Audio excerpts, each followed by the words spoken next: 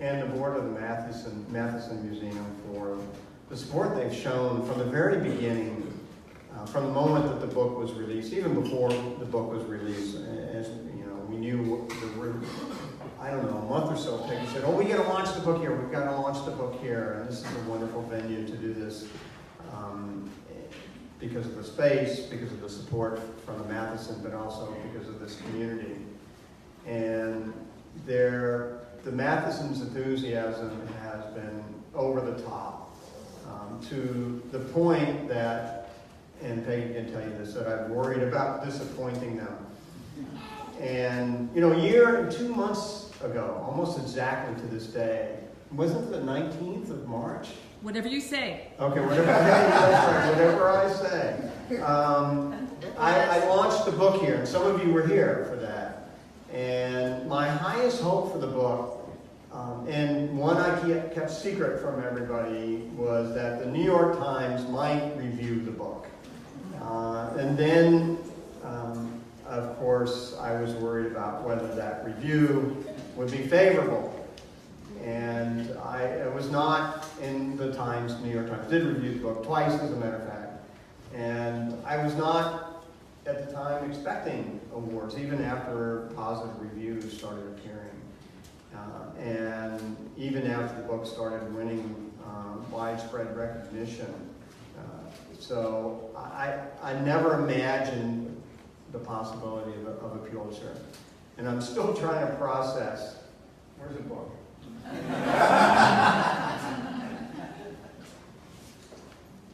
I'm still trying to process this medallion on the front of a book I wrote.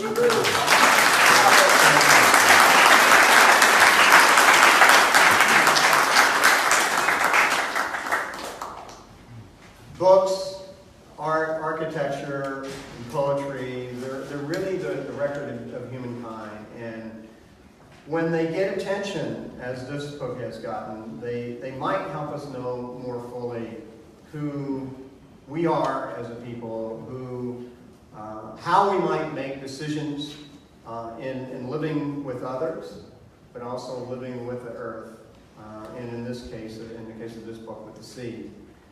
And to paraphrase William Faulkner, awards are not made to the author or to the artist, but they're made to the work.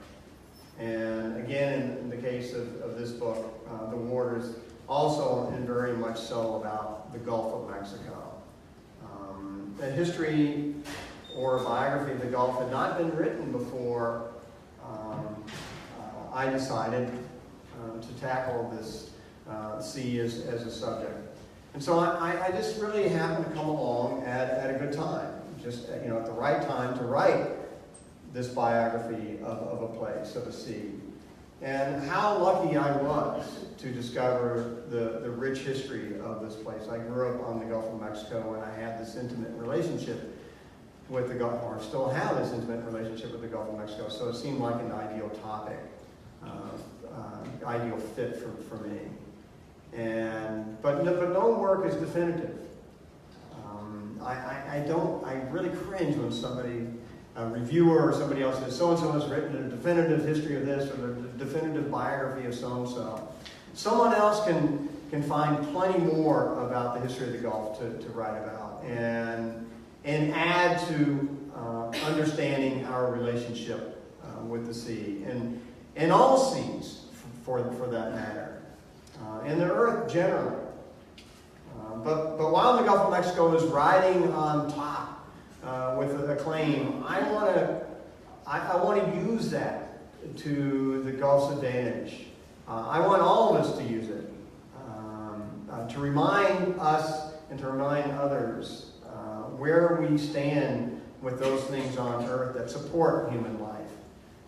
But also to remind us, as I write in the book, that in the midst of gloom, there are hopeful stories to be told. And I really tried to tell some hopeful stories. I did tell some hopeful stories in this book. I have a lot of heroes in this book, personal heroes.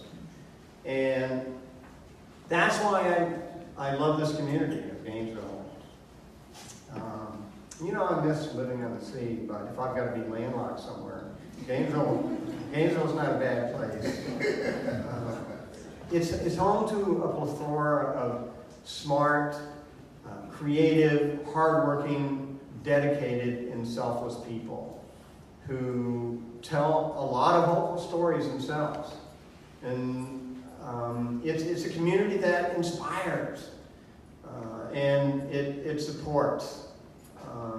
And it is a community that, despite what Matt Groening in The Simpsons recently said, I don't know how many of you guys saw episode 17,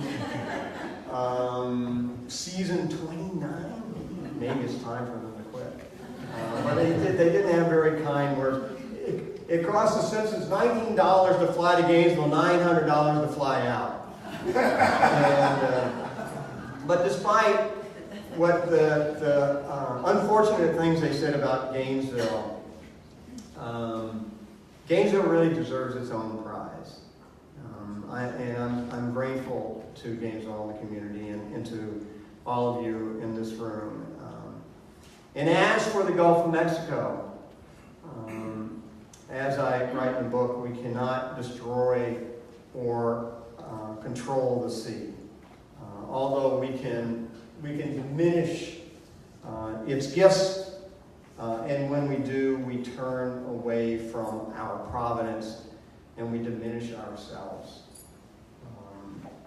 But there never will be an end, wrote the poet Wallace Stevens of the Gulf of Mexico, to this droning of the surf, which would be the Gulf of Mexico. Thanks again for coming out.